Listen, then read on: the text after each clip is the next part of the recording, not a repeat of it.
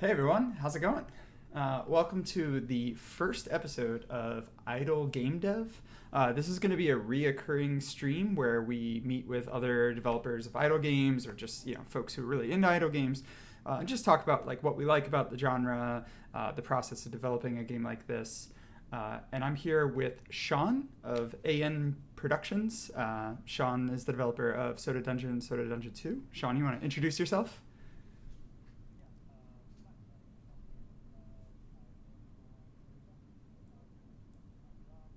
Soda Dungeon's basically like a kind of a hybrid RPG slash dungeon crawler type of game. We're out on iOS, Steam, and Android. We originally came out in 2015, but we just did a sequel this year, Soda Dungeon 2.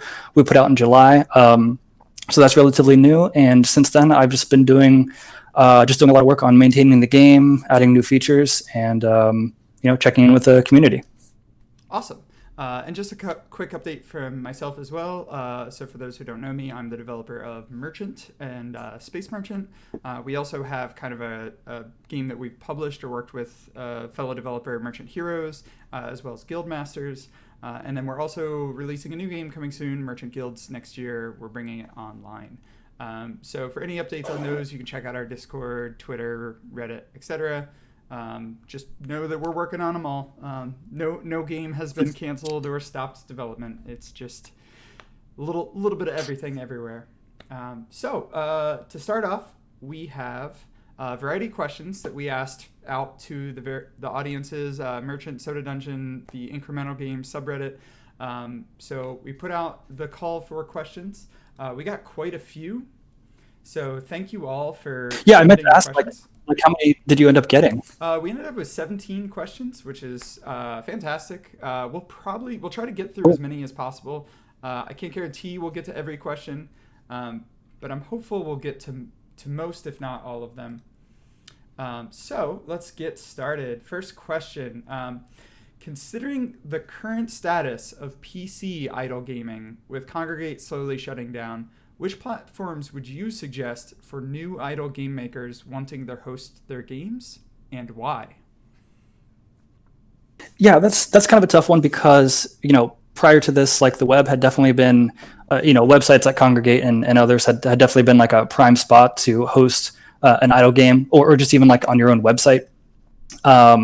But I would say like Steam itself is still a pretty viable candidate. I was kind of surprised to find out how many idle type of games there were on Steam just when I first started doing research for Soda Dungeon.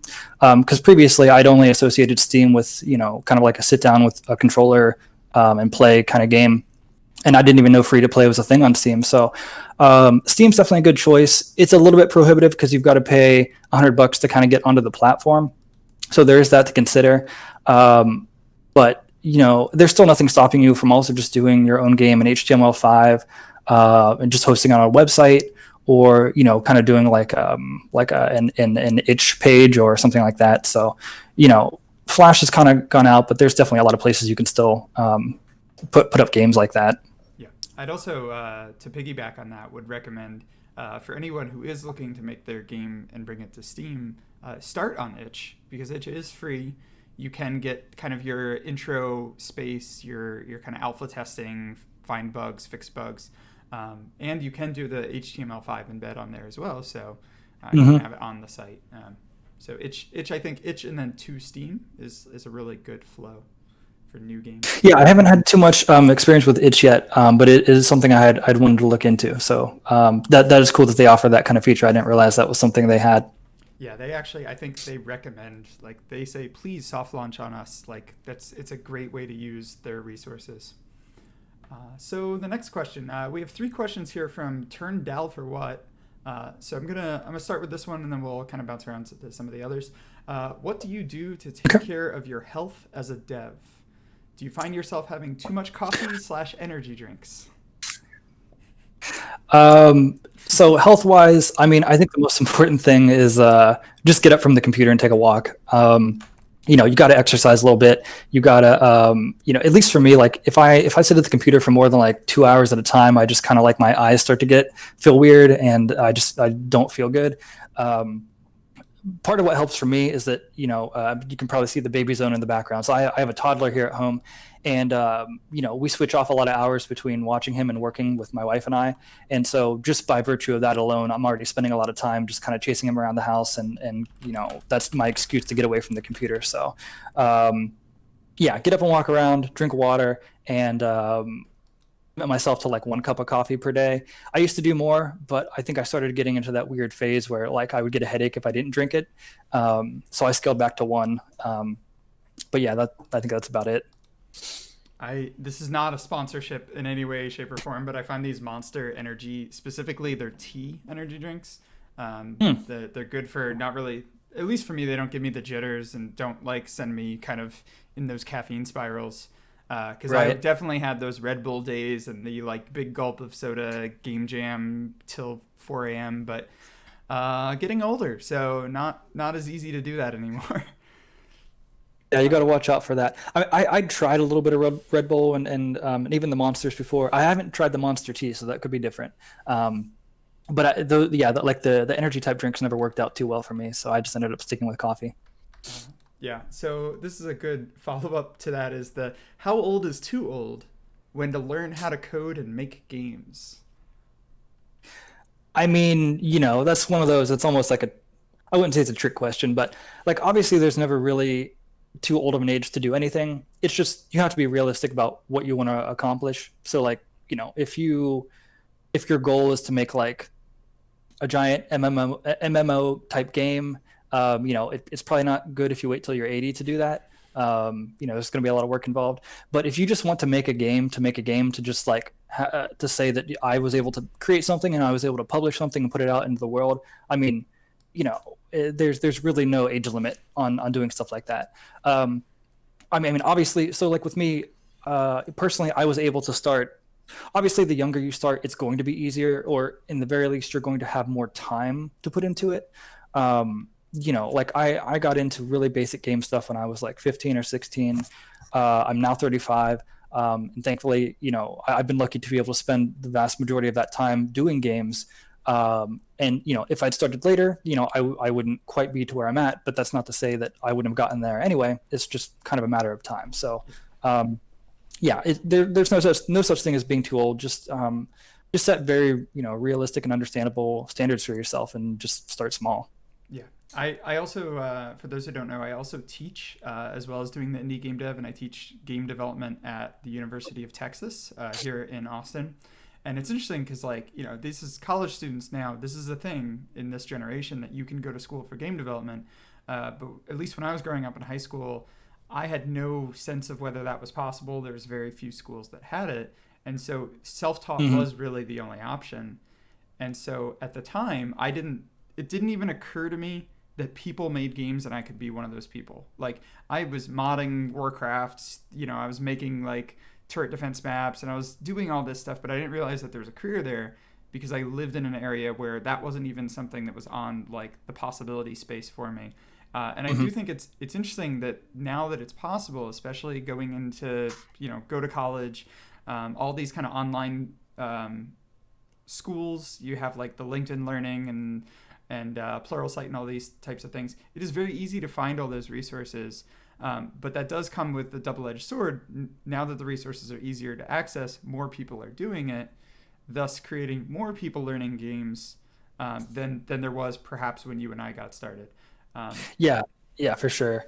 It's definitely been a weird, I was very similar. Like growing up, I had issues of Nintendo Power, and I would see in the magazine of like people like there was like a specific game design school I think you could go to in Washington that was like DigiPen that was like Nintendo focused or Nintendo based. But I was like, oh, I'll never like I can't do that.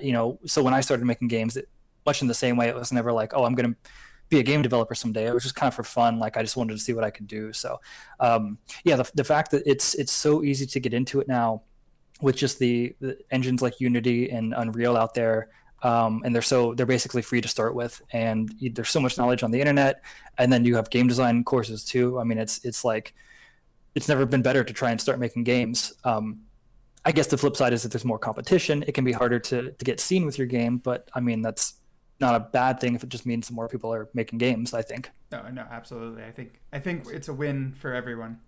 Hmm. So the next question we have, and this came from a Discord user.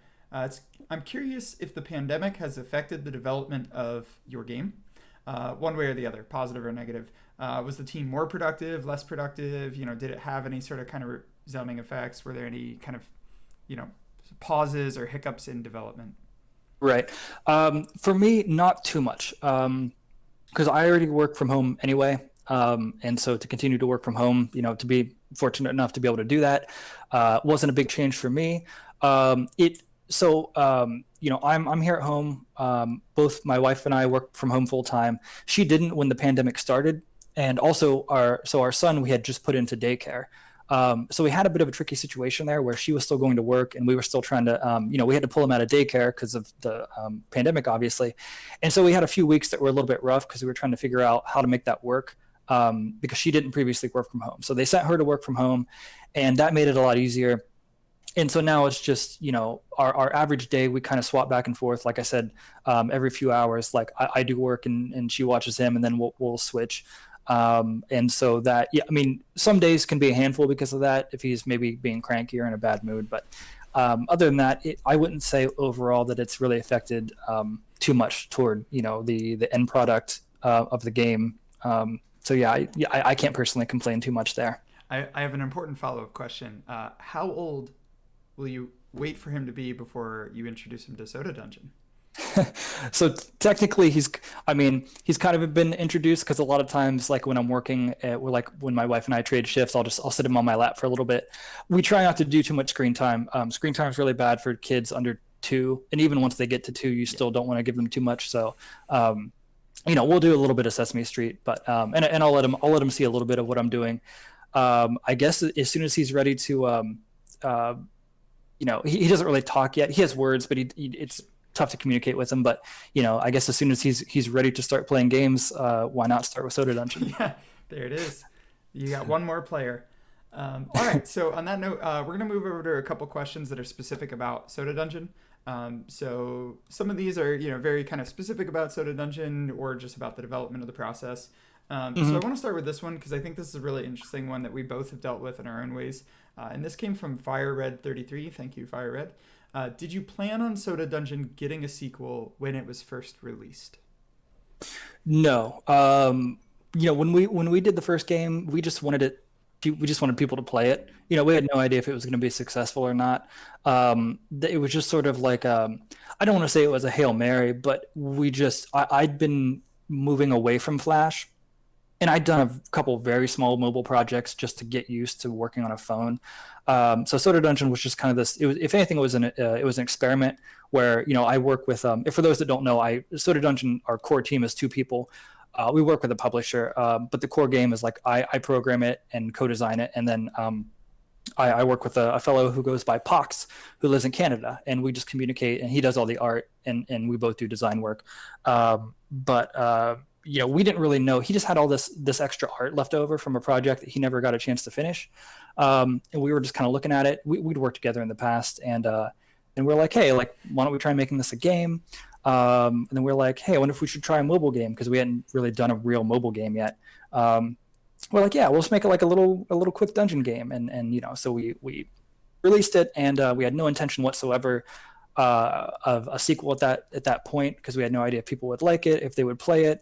We didn't know if people would even play past like the first 100 levels or anything. So, so a few months after release, at that point, it started to become apparent that okay, there's something here. People like the game. We're getting a lot of downloads. We kept supporting the game, and then eventually it was like, okay, we need to take a look into making a sequel so we can like kind of do it better this time. But from the beginning, there wasn't really much of a plan to do that. Awesome.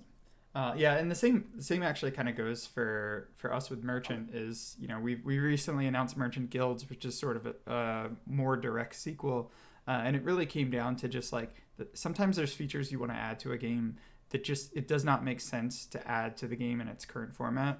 And the only Mhm. way you can reasonably do it is to kind of start fresh, especially with a game where progress is really one of the most important elements of the gameplay. Um, you know, for Merchant or for Soda Dungeon, if you're at endgame content and I add a new feature, or either of us add new features that changes the whole way to get to endgame content, then anyone Right. who's actually wanting more content doesn't get to experience that content change because it's about changing the progress to get there.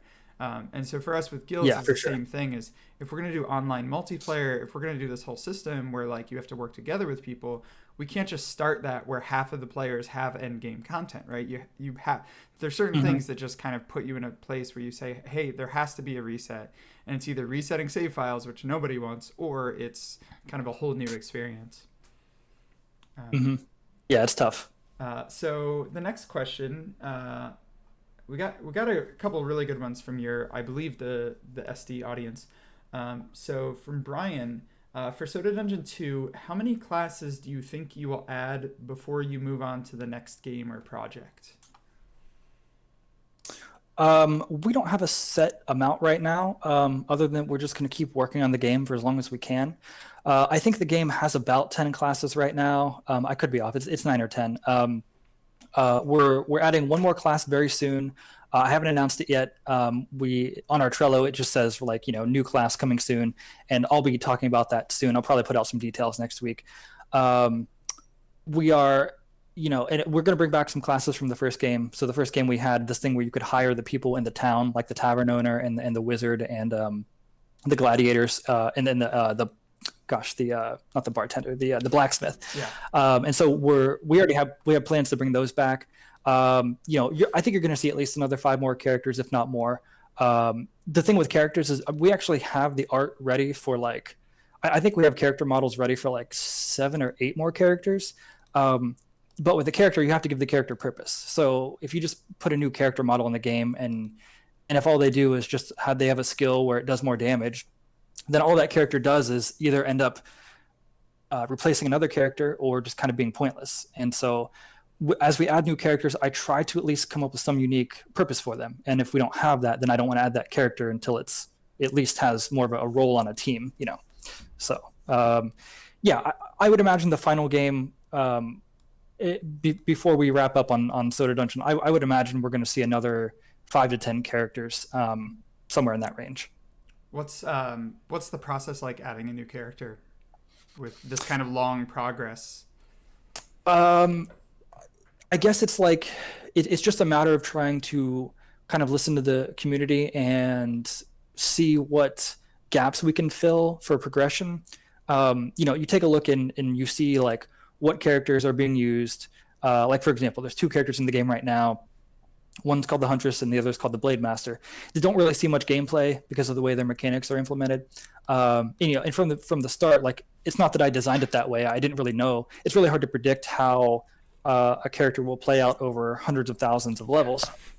So, it's just a matter of trying to say like, okay, the community wants a character that can do this, or they don't like that a certain character can't do this or can do this. It's just you just kind of like brainstorm a lot between what features you feel are missing, maybe new stats that can be added, just new mechanics, and then like once you have the mechanics you want, it's really easy to kind of like match those into because like I said, since we have like 5 or 6 characters, we have the art just like made for them. That once we determine the new mechanics, then I can take a look at the characters we have and say, okay, well that like this skill would actually be a really good fit for this class, and so you can just kind of match those up. But yeah, I mean that's I would say that's about all there is to that part of the process. Yeah, yeah. I would say like that we've run into the same issue with Merchant, and there's also just the problem of like how many thematic different spaces you can do. So like the last character Hmm. we added was the Bard, and the Bard is sort of a trope in the world of kind of these like AD&D games because it's the character you add when you've gotten all the basics, right? Like, oh, I got my Yeah. warrior, thief, mage. What's left? Obviously, the Bard. It's the next one to go to.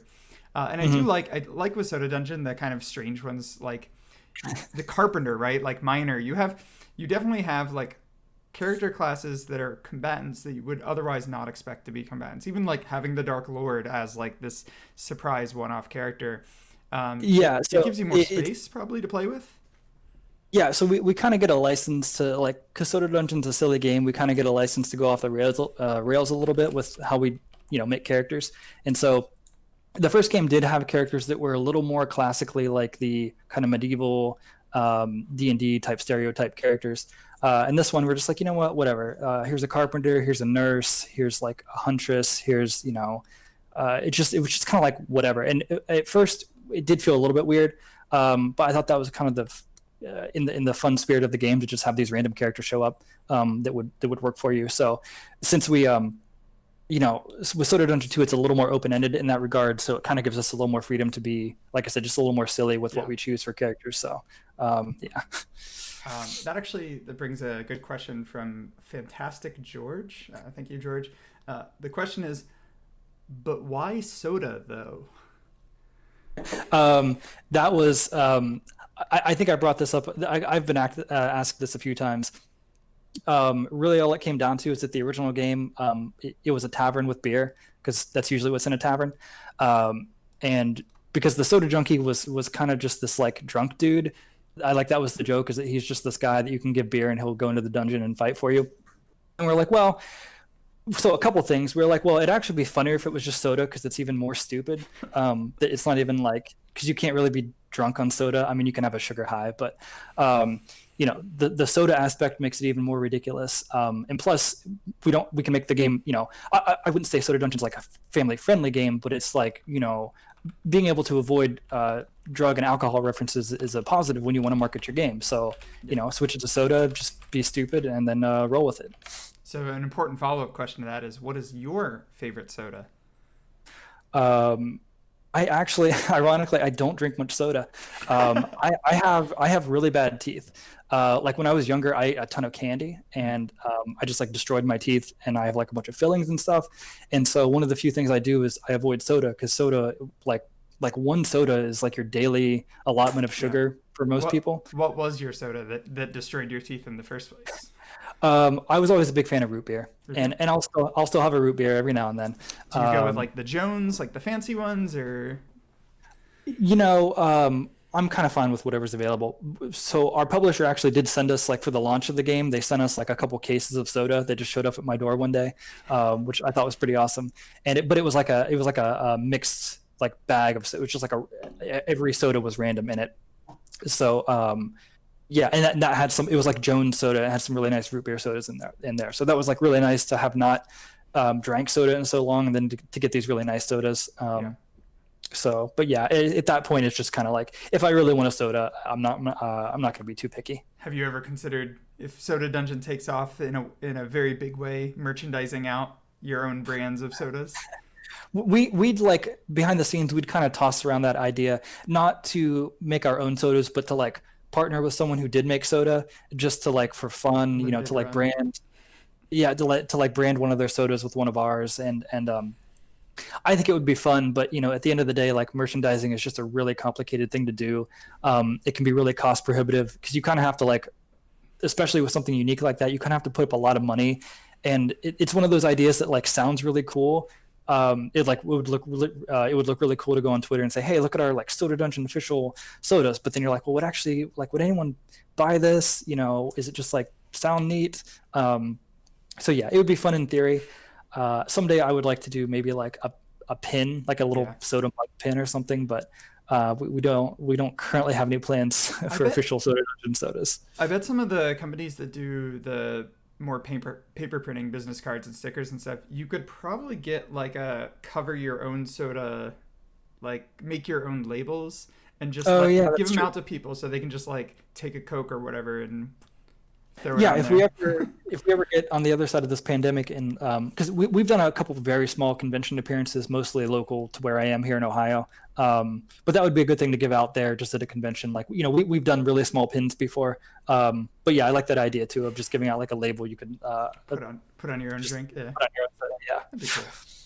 Yeah, we did a lot of the stickers, and I found that that's always a great one to give out because there's plenty of Mhm. things to put stickers on. But we found out, luckily, we avoided this, but at one of the conventions we went to, if they found your stickers stuck to any surface of the building of the convention, they would come to you and fine you $75 per sticker. So Oh like wow, if your that's if your fans took your stickers and slapped them on stuff, they would just assume it was you and fine you. Fortunately for us, our name of our game was not on any of our stickers, so I saw a few on the walls and Hmm. stuff, and I was like, "Oh no!" But it didn't say merchant on it. It was just like a sticker of our goblin or of our dragon, and I saw them on various Yeah, like walls, and I was like, "Whew, bullet dodge!" Like that was yeah, a that's close rough. call. I've never Yeah. heard something like that, but I mean, it makes sense because they're worried about people like branding the whole, just sure. slap promotional marketing kind of, yeah. But Hmm. so I have a question, and this one actually came from me, and this is very much a dev to dev because I'm very curious about this. What was the process like developing these soda scripts? Yeah, so one of the biggest things we did for Soda Dungeon 2 was we added this. I added this thing called Soda scripting, which would let you basically customize the logic of your characters in combat. Because Soda Dungeon, like I mentioned before, is kind of this hybrid idle game where you can take full control of your characters, or you can just let them basically turn on auto combat, and they'll make relatively smart decisions, although not always. They'll just attack the weakest enemy and whatever. But a big request from Soda Dungeon 1 was the ability to just let your healer, for example, to be able to tell your healer at what point you want to heal someone else, like if they're below 10% health or 20% or 30%, things like that. And so I took that idea and I was like, if I add that feature into the game, it's going to open the door and people are going to want to customize other things, like a lot of like things like that. And I was like, so I tried to get on the other end of that, and I was like, all right, maybe I can make a system around this. And I think some people on our subreddit, and also my cousin had told me about this. Was it Final Fantasy 12 had this thing called a gambit system, which was basically that same concept where you could write a list of commands to direct your team how to fight in combat, whether it was like healing at a certain percent or attacking at a certain threshold or whatever. Um, so I really wanted to try that for the game, and just as a developer, like that was something I hadn't done before to basically make my own scripting language, I guess. And I was like, yeah, I want to try this out. So this was like, I mean, almost probably like a year and a half before we even launched the game. I started working on it because I knew it was going to be a time sink. And I would say the core system you see in the game probably took me like a solid month of just that's all I did for that month. Every day was just build the Soda scripting system. Um, because it's one of those things where like on the outside it feels really simple, like the logic portion is pretty simple, right? Because it's like, oh, I want my healer to heal when they find someone below 50% health. And like if you're writing code, that's really simple, right? You that's just like a line of code. If HP percent less than 50, then use heal.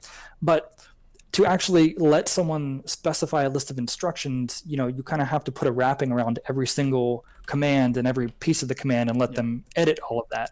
Um, so there's a lot of UI work that goes into that, just letting people choose all these values and also constraining them to make sure they can't choose incorrect values. Because if you're programming and you choose the wrong value, you're just um, the compiler will tell you, right? But like I mean, I guess in a way that's kind of what I was doing, was like restricting them ahead of time with like a quote unquote like compiler, I guess. But Yeah.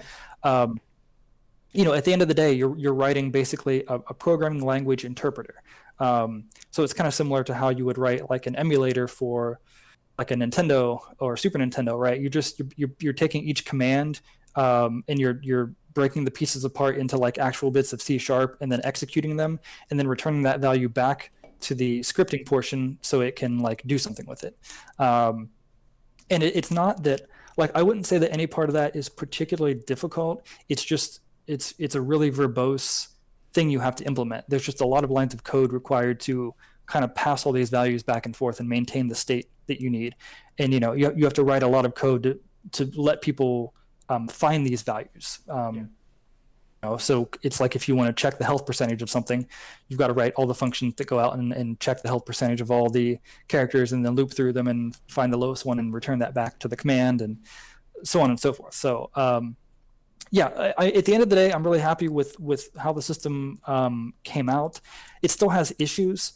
I tried to be too. I kind of went over the top, trying to like constrain users to only choose certain values, and there's a bit of an issue with it because the targeting. So like if you want to heal someone on your team, right?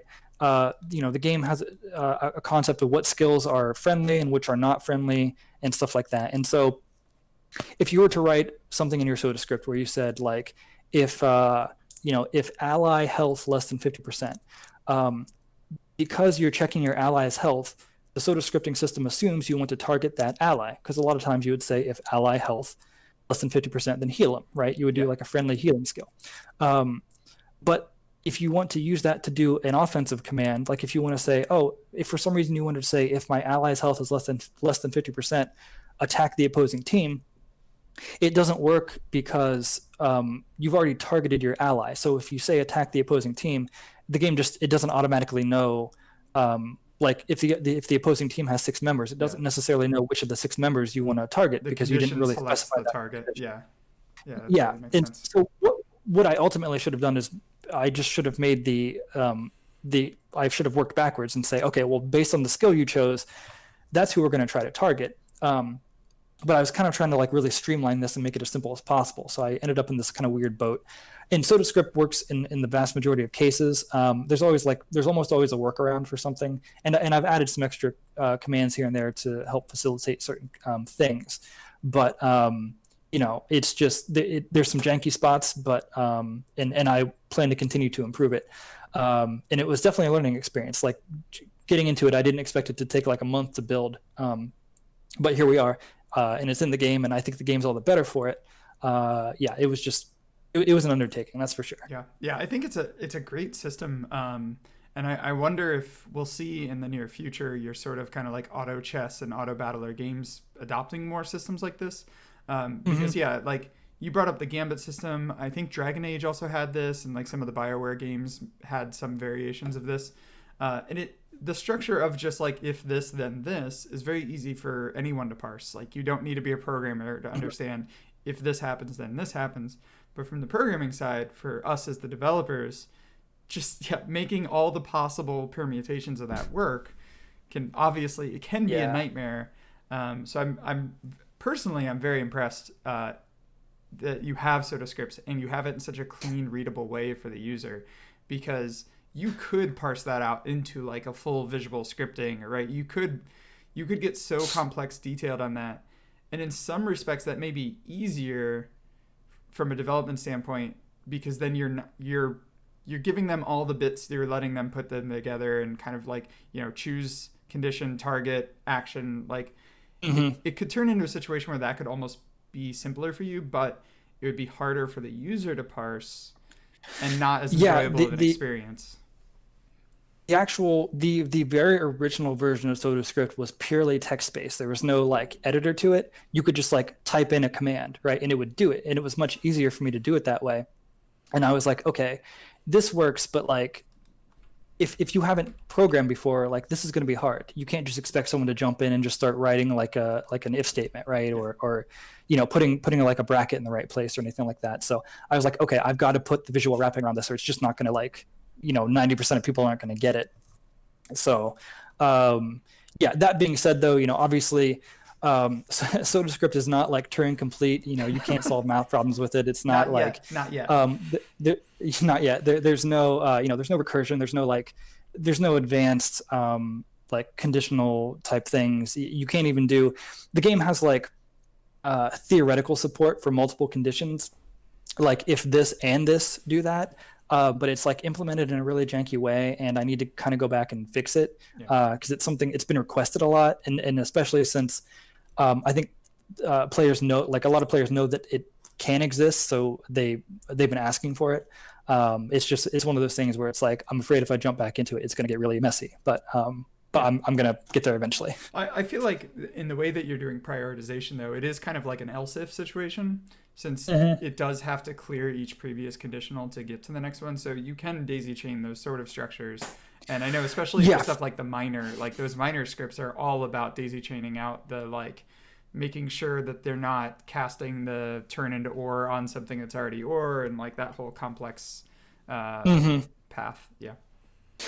And I've been meaning to put improvements like behind the scenes that just wouldn't let you, since you can only like, for example, with or you can only do one of those per battle, that it would know to skip those commands without forcing you to write the conditional for it. And that's just more of the behind the scenes work I need to do to make the system a little more friendly. But awesome. One step at a time, I guess. Yeah. Yeah. I got another question from Brian. So this is another one about like future content.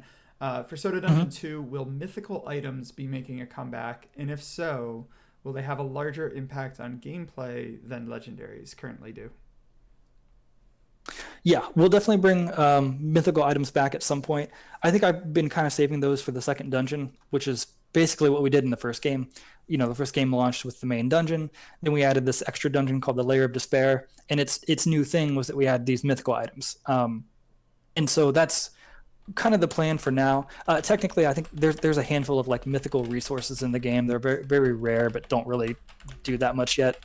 Um, so the problem we ran into, Soda Dungeon, like the growth in the game, uh, compared to a lot of other idle games, the growth in our game is very linear, right? So you don't have this exponential gain on items and everything and enemy health because I kind of wanted to keep it simpler in that regard. And so with the items, we have these items in the game that go from level 1 to 10. And as you level up an item, it just gives you a very simple linear stat increase. It'll do a little bit more damage each time, or it'll give you a little bit more HP every time. And that works, but like theoretically, if we wanted to, we could introduce item level 11. We could go from like 11 to 20, and it would just Yeah. slowly give you more stats each time. And we can do that, but I would like to do something. I want to move into actual percentage based increases to the stats. It's just tough because knowing that only ever grow in a linear fashion, giving the player this potential to increase their damage output by percentages, which we already do a little bit for some items. You can have an item that boosts your the actual percentage of your attack, not just adds like 10 attack or whatever. Um, I'm just very hesitant to give players those tools yet without really knowing the full repercussions of what's going to happen for someone who's at like level 100,000, and then you give them this like percentage based increase. It's Yeah. like, but at that point the other end of the argument is kind of like, does it even matter anymore? Because ultimately I want people to have fun playing the game. Sure. So if you get to like a level 100,000, you know, it's not like we can create new content for 100,000 levels, right? So it's like once you get there, maybe you can just have these crazy boosts that let you get to. So like maybe getting to level 1 million would have taken a lot of time, but once you get there, maybe the jump to like level 2 or 5 or whatever, or like a trillion, right? Like maybe that's much more feasible Yeah. now, and and if we let players do that, like what's the harm in that? Like otherwise they would have just gotten to level 1 million and stopped playing, or level 100,000 or whatever level they're at. But now if we introduce this mechanic that it's like, oh, getting to like level 1 trillion, which is insane.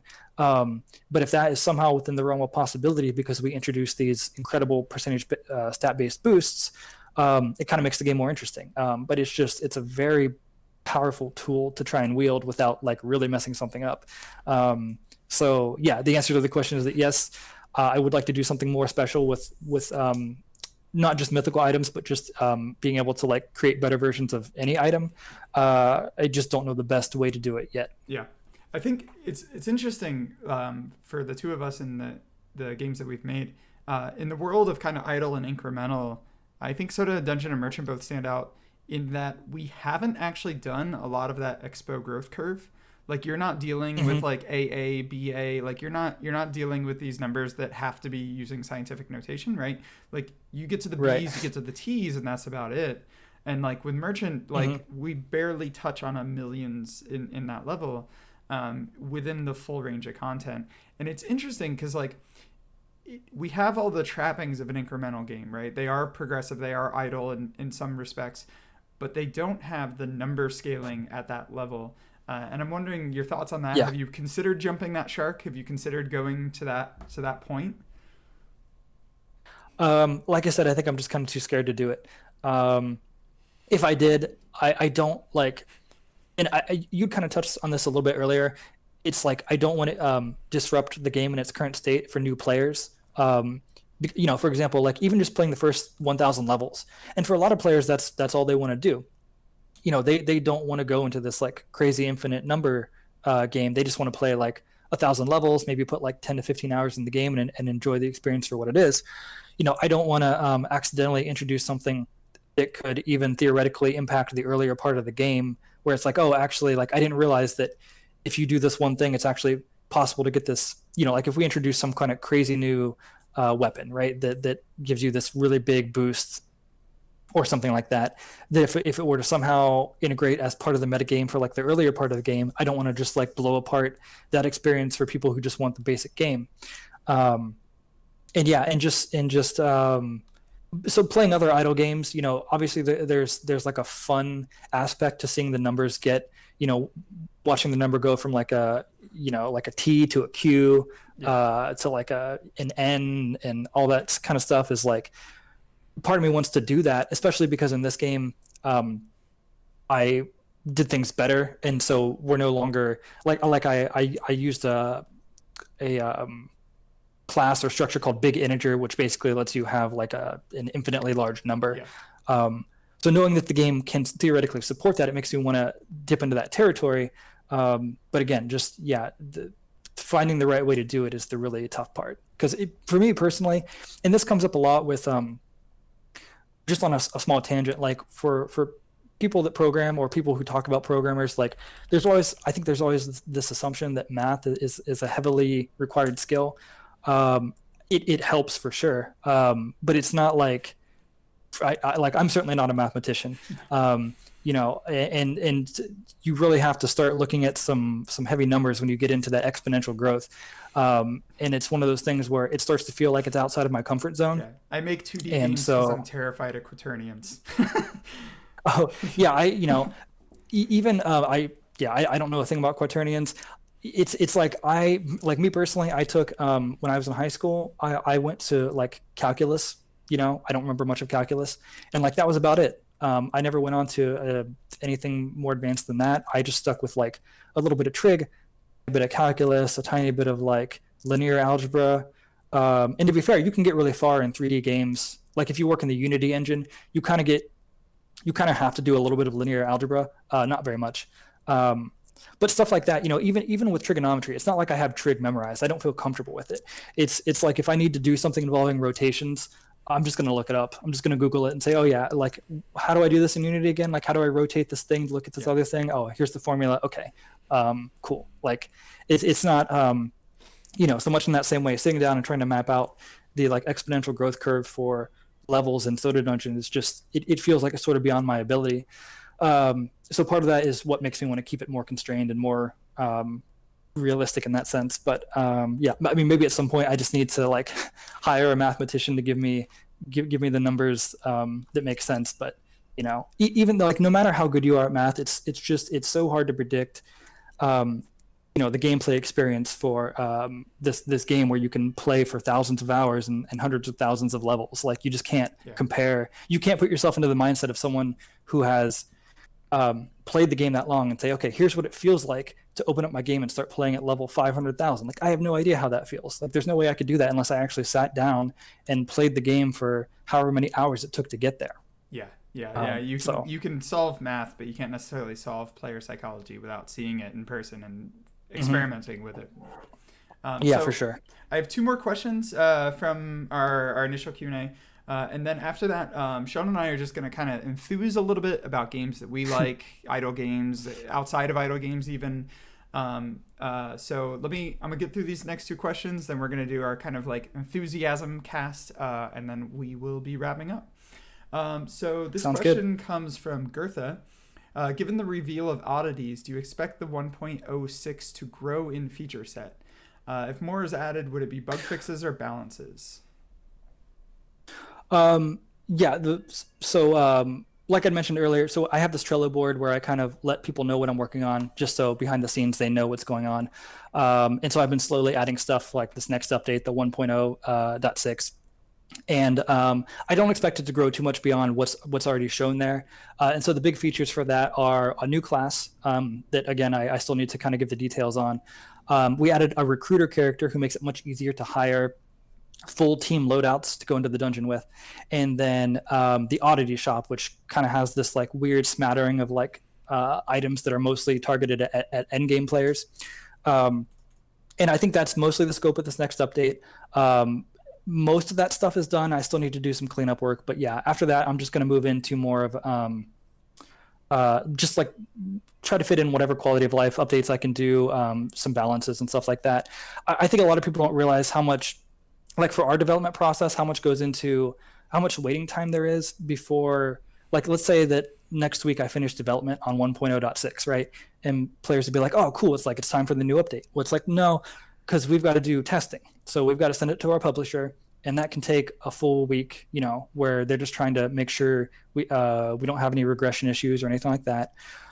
We got to send our games text off to localization. So we work with another company who, we're currently in 7 languages now. And so, they've got to take any new text that would, for example, that would describe the recruiter, or like the name of the new class, like anything involving all these new updates. We have to get that translated into 6 other languages. Then we have to get final builds ready, and then we have to actually go through the review process. So iOS and Google have to take our build and approve it and test it and stuff like that. So, I wish it would be awesome if I could just finish 1.0.6 and just give it to people. But it's like, even when I'm done, it takes like another month just to get it out to everyone's hands. So sorry, I kind of went on a little tangent there, but no, totally fine. So the last question, and this one is also one that I added, is do you think your next game will also be within the world of Soda Dungeon? So technically, that's a tough question, because we don't currently have plans for Soda Dungeon 3, but I just want to keep working on Soda Dungeon 2 like for as long as I can. Because, the big reason for moving to a Soda Dungeon 2 was to kind of rebuild the game in a better engine with a better framework to like add content to. Of course, we added content to Soda Dungeon 1. We added new characters and new items and a new dungeon, but it was like kind of really tacked on. Soda Dungeon 2 is a bit more robust in that sense. It still takes work to add stuff, but I built it from the ground up to just make it easier on myself to plug in new bits of content. So as long as people play the game, like, I just want to keep working on Soda Dungeon 2. And I think I hope a lot of people are happy with that. If at some point in the future I do have plans for other games, they probably won't be Soda Dungeon. Like at some point, ever since I've been young, I've wanted to make an actual console type of game, like one you would sit down with a controller, you would sit in front of your TV and you would just play like a start to finish, like classic RPG or something like that. And I certainly plan to do one of those in the future. If Soda Dungeon calms down, but that's not anytime soon. For right now, we just had our launch in July, and we had a huge launch, like way better than what Soda Dungeon 1 was. We have a ton of players, a lot of players looking for new content, looking for new features, we have a really, really active community, and it's really awesome to just be a part of that. And it makes me just want to keep working on the game. So like, as long as the community exists and people play the game, I'm just going to be working on adding stuff to Soda Dungeon 2, I guess. It appears the live chat is pushing for a Soda Dungeon tower defense. Oh, I don't know about that. All right, so that does it for the questions. We also got one from Mini Mento that said, please fix defend bug. That's not quite a question, Mini Mento, but... that was just, so that is kind of funny, because this is sort of related to SodaScript and how I said there were some janky parts to it. So in Soda Dungeon, you can defend, like that's an action, right? Like you can defend for the turn and you take half damage if you want to like use your other characters to heal or something. I never set the right flag for that skill. So each skill has a series of flags, and one of them is called is friendly, right? Like a healing skill is friendly. But I never set that for defend. So defend is not considered a friendly skill, even though it's something you basically cast on yourself. So normally that's not an issue, because the game knows that if you use defend, like it's basically hard coded to always apply defend to your current character. But if you try to script defend, you can't use it as basically in a defensive capacity, because the game sees it as an offensive skill. So you could if you target an enemy, you can defend, right? Because it thinks that you're like attacking the enemy with defend, and then it makes you defend. But if you were to do something like check your health percentage, like, is my health below 25%, defend, it won't do that, because it says, well, defend isn't actually a friendly skill, so we won't let you do that. So yeah, the fix is actually really simple, but I'm afraid that if I fix it, I will break something else, and that's just not something I want to get into yet. Always the case. Yeah. Okay. Yeah. So that wraps it for our questions from the audience. So now we're just gonna do kind of hopefully a recurring segment in future episodes where Shawn and I are just gonna talk about games that we like. They can be idle games. They can be outside of the idle space. So I'll kick it off. I just want to make a plug for a game that I've been playing recently a lot of, which is Blaseball or Blase Ball. Not really sure how the pronunciation goes. But if any of you haven't seen it, blaseball.com. So it's baseball with an L, BLASE. It is really cool. And it's kind of like, it's in that idle space, right? Because it is happening. People are watching. You kind of just like you spectate the sport that's occurring, bet on it, and make changes for it.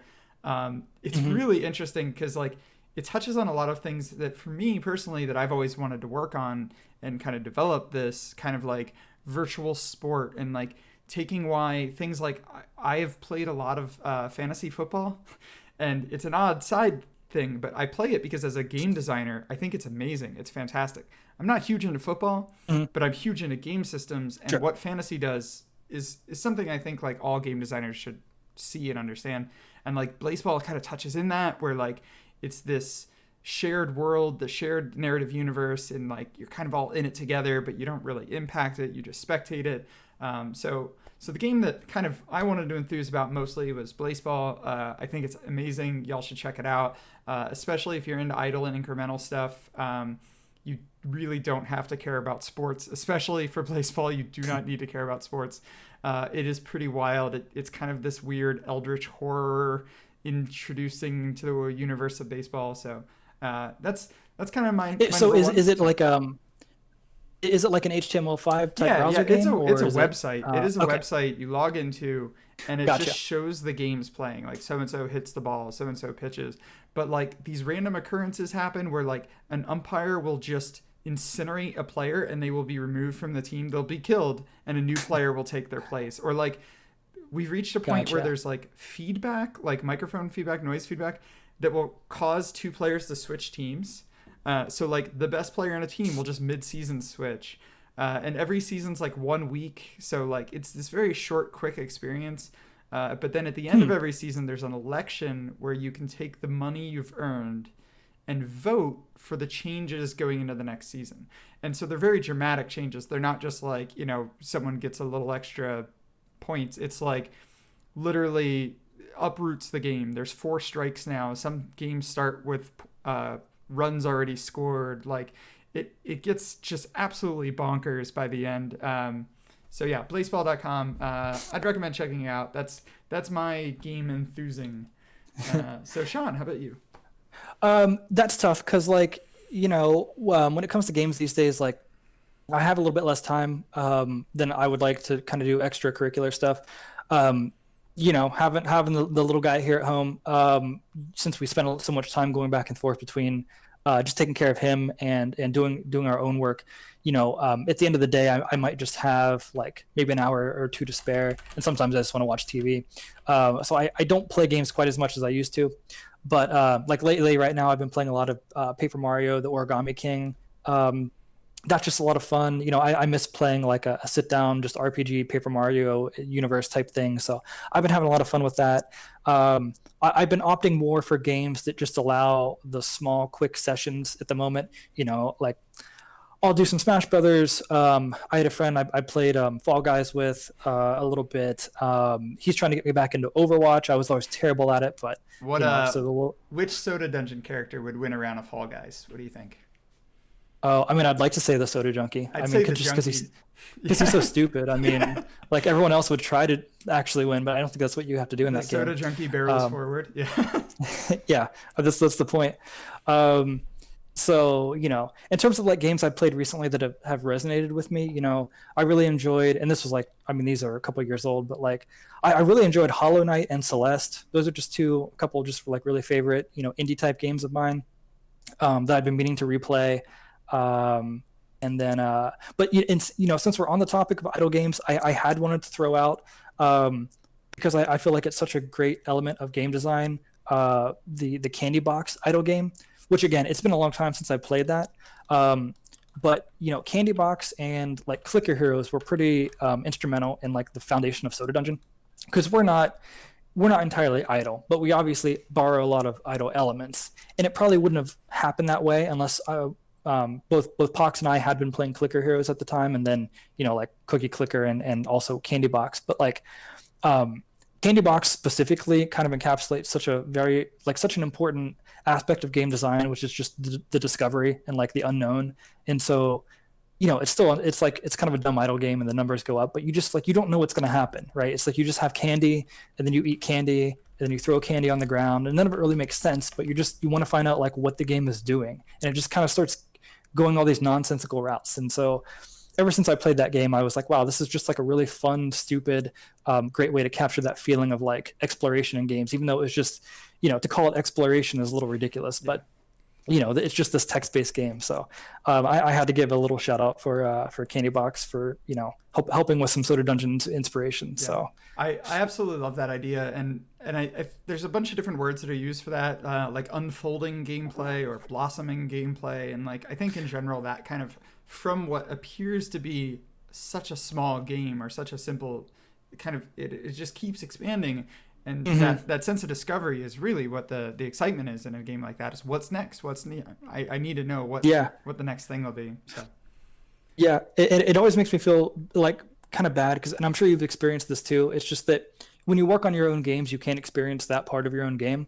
Because any game I've worked on, people will ask me whether it be Soda Dungeon or something else. Like they'll ask like how like wow, like what level are you at in Soda Dungeon, or like what's the best strategy for this? And it's like, dude, I don't know. Like it's not like there's nothing for me to discover in Soda Dungeon because I made it. Yeah.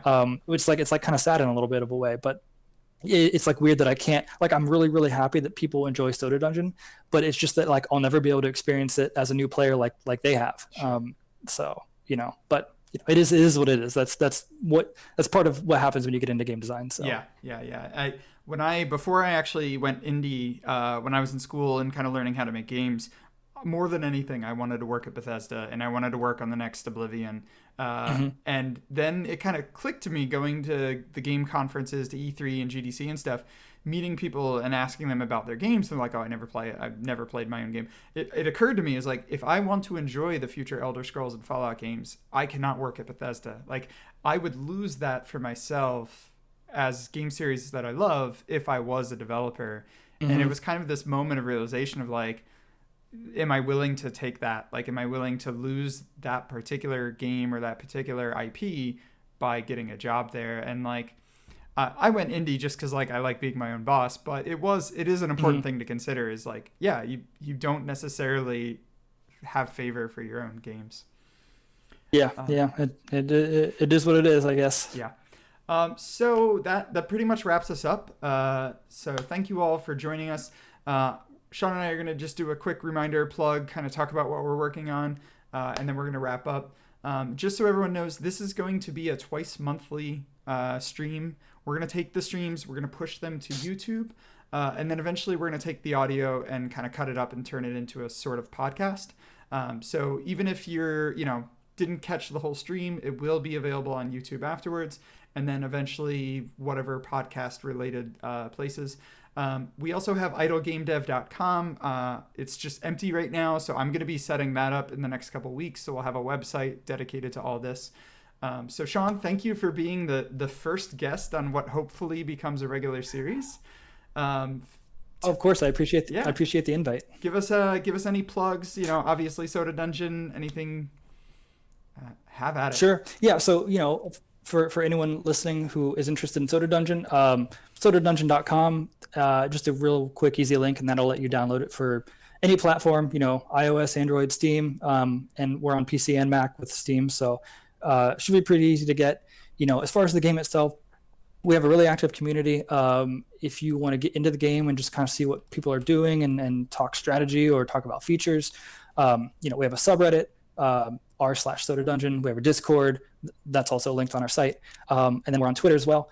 I'm usually popping into one of them for a little bit each day just to kind of see what people are up to, and I keep a Trello board. Again, you can find the link if you're on our subreddit, but if you want to follow along with the actual progress of the game, I keep this public board where I kind of move the cards around to show people what's coming up next and like what we're aware of and like what's coming in the future. So all I can say is that Soda Dungeon 2 came out very recently. We're just doing a lot of work on it, and we just want to keep working on it. So please come play the game and tell us what we can do to make it better for you. Awesome. Yeah, so Soda Dungeon, you can find it on Steam, iOS, and Android, yeah? Yes, correct. All right. And so for me, my quick plug, so Merchant, iOS, Android, Steam as well. It's been out for as long as Soda Dungeon has. We also have Space Merchant, which is kind of the sci-fi version of Merchant's aesthetic. Merchant Heroes, which is developed by Barius, the other co-developer of Merchant.